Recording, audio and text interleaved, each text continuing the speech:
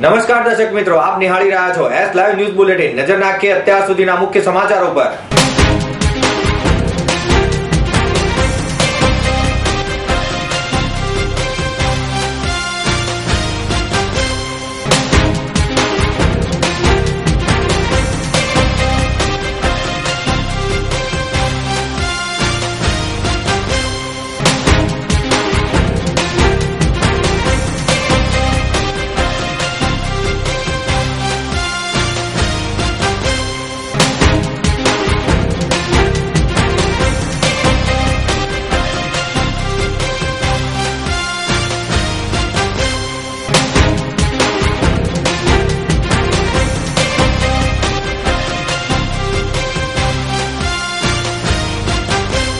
પૂરગ્રસ્ત ઉત્તરાખંડમાં હજુ કુદરતી હોનારતનો દોર જારી છે। ગયા મહિને થયેલી કુદરતી ખુવારીમાં હજી પણ રાહત કામગીરી ચાલી રહી છે। હજારો લોકો હજી લાપતા છે। ત્યારે બીજી બાજુ ઉત્તરાખંડમાં ભારે વરસાદ હજુ પણ થઈ રહ્યો છે અને ભેખડ ધસી પડતા 7 લોકોના મોત નીપજ્યા છે। આ બનાવ ગત વહેલી સવારે બન્યો હતો। મૃતકોના પરિવારને 5 લાખ રૂપિયાની સહાય આપવાની જાહેરાત કરવામાં આવી છે।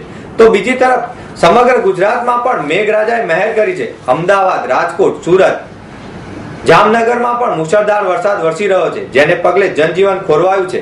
સૌરાષ્ટ્રમાં અડધાથી 3 ઇંચ વરસાદ ખાબક્યો છે। દક્ષિણ ગુજરાતમાં સાંભેલાધાર વરસાદને કારણે નીચાણવાળા વિસ્તારોને એલર્ટ કરી દીધા છે। અમદાવાદમાં પણ દિવસભર વરસાદના ઝાપટા ચાલુ રહ્યા હતા। દક્ષિણ ગુજરાતમાં નદીઓ ઓવરફ્લો થઈ જતા તંત્રને સાબદું કરવામાં આવ્યું છે। હવામાન વિભાગે આગામી 36 કલાકમાં ભારેથી અતિ ભારે વરસાદની આગાહી જાહેર કરી છે। એક મહત્વપૂર્ણ ચુકાદામાં સુપ્રીમ કોર્ટે ઠેરવ્યું છે કે જેલમાં કે પોલીસ કસ્ટડીમાં રહેલી કોઈ વ્યક્તિ સાંસદ કે વિધાનસભાની ચૂંટણી લડી શકશે નહીં। આ ઉપરાંત કાચા કામના કેદી તરીકે જેલમાં બંધ નેતાઓ દ્વારા ચૂંટણી લડવાની પ્રથાને પણ અંત આવશે। સુપ્રીમે સ્પષ્ટ કહ્યું કે જેલના સળિયા પાછળની વ્યક્તિ કે પોલીસ કસ્ટડીમાં રહેલી વ્યક્તિ તેનો મતાધિકાર ગુમાવે છે। બીજી તરફ સુપ્રીમના આ મહત્વપૂર્ણ નિર્ણયને પગલે ગુજરાતમાં 95 જેટલા ધારાસભ્યો સામે લટકતી તલવાર છે। સુપ્રીમના ચુકાદાને પગલે ગુજરાતમાં ભાજપ કોંગ્રેસના મળીને કુલ 57 ધારાસભ્યો શંકાના ઘેરામાં છે। તેમાં 35 ધારાસભ્યો સામે કોર્ટમાં ચાર્જશીટ રજૂ થઈ ચૂકી છે। તેમની સામેનો ચુકાદો આવે અને 2 વર્ષથી વધુની સજા થાય તો તેમનું પદ જઈ શકે છે। Bahucharaji Mandal special investment region માટે ખેતીની જમીનમાં 40% કપાત લેવા મુદ્દે ચાલી રહેલા આંદોલનમાં છેવટે ખેડૂતોની મરજી ચાલશે। સર પડતો મૂકવા મુખ્યમંત્રી નરેન્દ્ર મોદીએ 44 ગામના 110 ખેડૂત આગેવાનોને હૈયાદરણ આપી છે। પ્રથમવાર ખેડૂતો સામે મળેલા મુખ્યમંત્રીએ ખેડૂતોની સાથે 1-to-1 સંવાદ કર્યો હતો।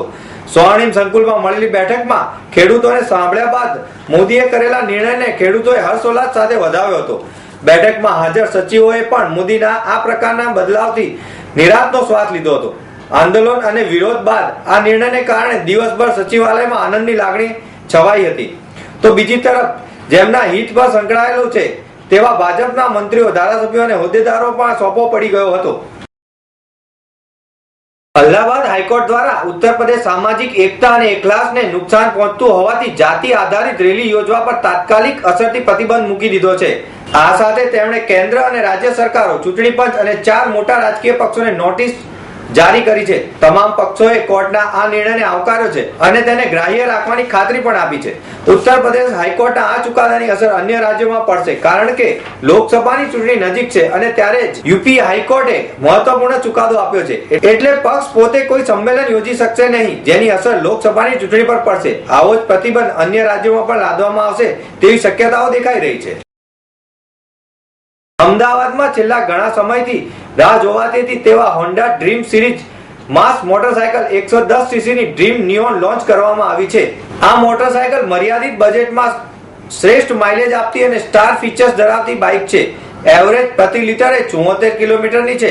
હોન્ડાના માર્કેટિંગ વાઇસ પ્રેસિડેન્ટ YS ગુલેરિયાએ જણાવ્યું હતું કે ડ્રીમ નિયોન ભારતીય સેગમેન્ટમાં વધુ પગ પેસારો કરવા તરફ હોન્ડાનું વધુ એક મોટું પગલું છે। ડ્રીમ નિયોન 3 વેરિયન્ટ માં ઉપલબ્ધ છે, જેની કિંમત 44,470 રૂપિયા છે। તો મિત્રો, આ હતા અત્યાર સુધીના મુખ્ય સમાચાર। સમાચારની ખાસ ગતિવિધિ માટે આપ નિહાળતા રહો એસ લાઈવ ન્યૂઝ બુલેટિન। નમસ્કાર।